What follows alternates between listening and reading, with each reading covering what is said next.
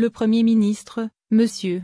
Abdelaziz Djerad, a présidé, mercredi par visioconférence, une réunion du gouvernement consacrée à l'examen d'un avant-projet d'ordonnance et de plusieurs projets de décrets exécutifs relatifs, entre autres, au secteur des finances, de l'ENRJ, de la formation professionnelle, de l'industrie pharmaceutique ainsi que le secrétaire général du gouvernement, a indiqué un communiqué du Premier ministère. En outre, des communications ont été présentées par les ministres de la transition énergétique et des énergies renouvelables, des travaux publics et des transports ainsi que celui de la pêche et des productions halieutiques. Le Premier ministre, M. Abdelaziz Djerad, a présidé, ce mercredi 5 mai 2021, une réunion du gouvernement qui s'est déroulée par visioconférence. Conformément à l'ordre du jour, les membres du gouvernement ont examiné un avant-projet d'ordonnance et 5 projets de décrets exécutifs présentés par les ministres en charge des finances, de l'ENRJ, de la formation professionnelle, de l'industrie pharmaceutique ainsi que le secrétaire général du gouvernement. En outre, 4 communications ont été présentées par les ministres de la transition énergétique et des énergies renouvelables, des travaux publics et des transports ainsi que celui de la pêche et des productions halieutiques. Le gouvernement a entendu un exposé présenté par le ministre des Finances relatif à l'avant-projet d'ordonnance portant loi de finances complémentaires pour 2021 et ce, en prévision de sa présentation lors d'un prochain Conseil des ministres.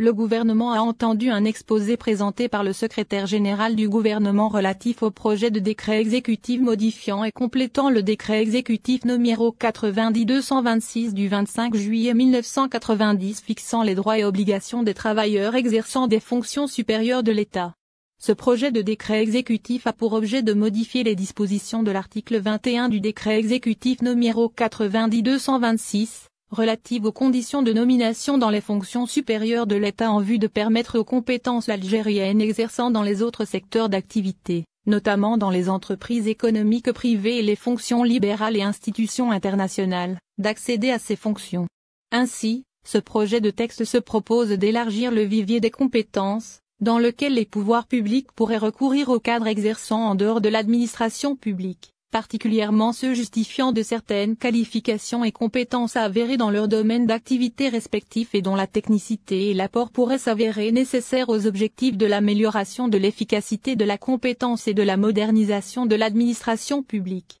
Le gouvernement a entendu un exposé présenté par le ministre de l'ENRJ et des Mines relatif à 2 projets de décret exécutif définissant les procédures de demande d'une concession de transport par canalisation, les modalités de répartition des quantités d'hydrocarbures sur des périmètres d'exploitation dont la production est traitée dans une installation de traitement partagée. Le premier projet de texte définit les procédures de demande d'une concession pour le transport par canalisation des hydrocarbures. Ce texte apporte des améliorations aux procédures actuelles tenant compte du retour d'expérience sur les 10 dernières années en matière de gestion des aspects liés aux concessions de transport par canalisation des hydrocarbures. Quant au second projet de texte, il définit les modalités de répartition des quantités d'hydrocarbures sur des périmètres d'exploitation dont la production est traitée dans une installation de traitement partagée. En effet, la loi numéro 19/13, régissant les activités d'hydrocarbures permet aux opérateurs de traiter les quantités d'hydrocarbures issues d'un périmètre d'exploitation dans une installation qui se trouve au niveau d'un autre périmètre d'exploitation couvert par une autre concession ou un autre contrat d'hydrocarbures.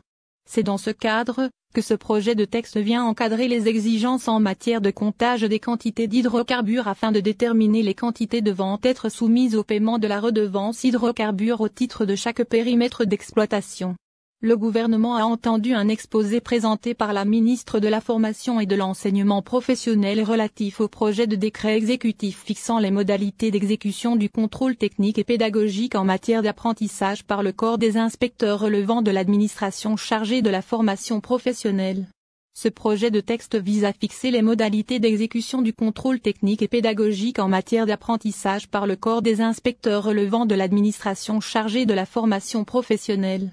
Ce projet de texte est pris en application des dispositions de la loi numéro 1810 du 10 juin 2018, fixant les règles applicables en matière d'apprentissage, qui a chargé le corps des inspecteurs relevant de l'administration chargée de la formation professionnelle du contrôle technique et pédagogique en matière d'apprentissage, afin d'améliorer le rendement de la formation par apprentissage et de développer réellement les qualifications de l'apprenti. Le gouvernement a entendu un exposé présenté par le ministre de l'Industrie pharmaceutique relatif au projet de décret exécutif modifiant et complétant le décret exécutif numéro 19-379 du 31 décembre 2019 fixant les modalités de contrôle administratif, technique et de sécurité des substances et médicaments ayant des propriétés psychotropes. Ce projet de texte intervient à l'effet de mettre en conformité les dispositions du décret exécutif numéro 19-379 du 31 décembre 2019 avec les dispositions de l'ordonnance numéro 2002 du 30 août 2020.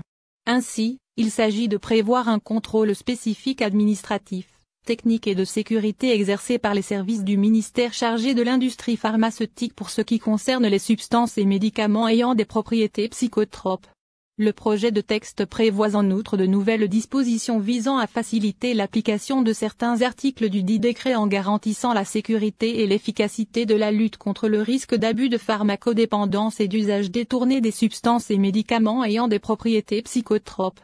Le gouvernement a entendu une communication présentée par le ministre de la Transition énergétique et des énergies renouvelables sur la transition énergétique vers un développement humain durable. Dans ce cadre, l'approche adoptée par le secteur pour la transition énergétique est fondée autour de 3 axes fondamentaux, à savoir, la sobriété et l'efficacité énergétique, le programme de développement des énergies renouvelables et le nouveau modèle énergétique. S'agissant de la maîtrise de l'énergie, le plan de développement du secteur de la transition énergétique vise une économie d'énergie de 10% à l'horizon 2030. Cet objectif sera atteint notamment par l'introduction de l'éclairage performant à basse consommation électrique, la conversion de véhicules au GP et LC et l'insertion des clauses techniques de performance énergétique pour la conception des bâtiments, dans les cahiers des charges destinés aux entrepreneurs. Quant au programme de développement des énergies renouvelables, dont l'objectif à terme vise à installer 15 000 MW d'ici 2035,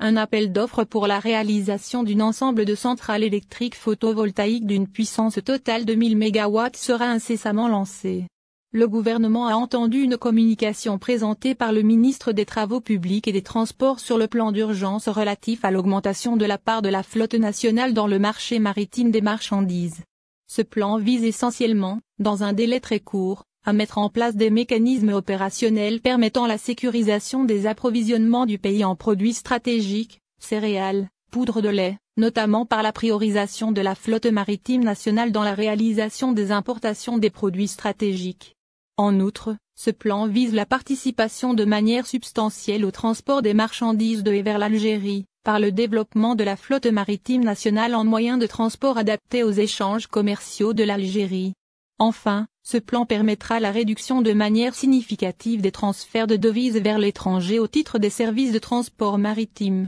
Le gouvernement a entendu une communication présentée par le ministre des Travaux publics et des Transports sur la passation de 5 projets de marché de gré à gré simple avec des entreprises publiques pour la réalisation, le suivi et le contrôle des travaux de renforcement de la piste secondaire et ses annexes de l'aérodrome d'Alger. Les travaux envisagés sont nécessaires pour la prise en charge des dégradations enregistrées au niveau de la piste secondaire et la mise en conformité de l'aérodrome aux normes internationales, telles que définies par l'Organisation de l'aviation civile internationale, OACI. Le gouvernement a entendu une communication présentée par le ministre de la Pêche et des Productions halieutiques relative aux recommandations issues de la rencontre nationale portant sur l'évaluation et la redynamisation de l'aquaculture organisée le 22 mars 2021. Cette rencontre s'inscrit dans le cadre du programme d'action quinquennal 2020-2024 du secteur de la pêche et en application des décisions issues de la réunion du Conseil des ministres, tenue le 28 février dernier, par lesquelles Monsieur le Président de la République avait instruit le gouvernement pour accélérer le lancement de l'aquaculture marine en vue de hisser le niveau des productions halieutiques.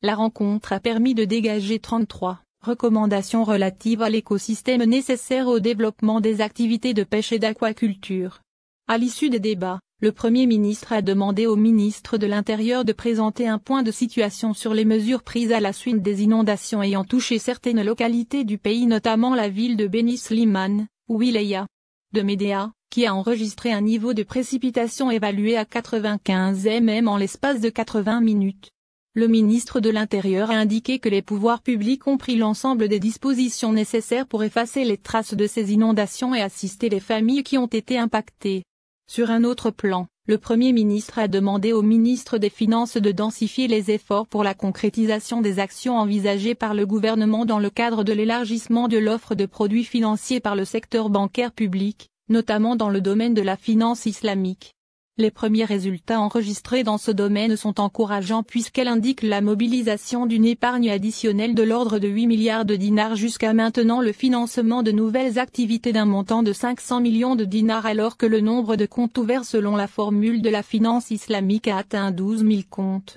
Enfin, et en prévision de la prochaine tenue des élections législatives du 12 juin 2021, le ministre de la Justice a fait une communication sur le dispositif législatif encadrant l'opération électorale, particulièrement les dispositions relatives aux infractions électorales et les sanctions prévues en la matière qui visent à garantir la protection du scrutin contre les actes de malveillance dans l'intention de perturber le déroulement normal du scrutin et l'exercice libre du droit électoral par les citoyens. Il a indiqué notamment que les sanctions pénales prévues en la matière sont énoncées dans les articles 294 à 313 de la loi organique portant régime électoral, qui prévoit des peines d'emprisonnement allant jusqu'à 20 ans, notamment pour les actes de destruction ou d'enlèvement d'urnes,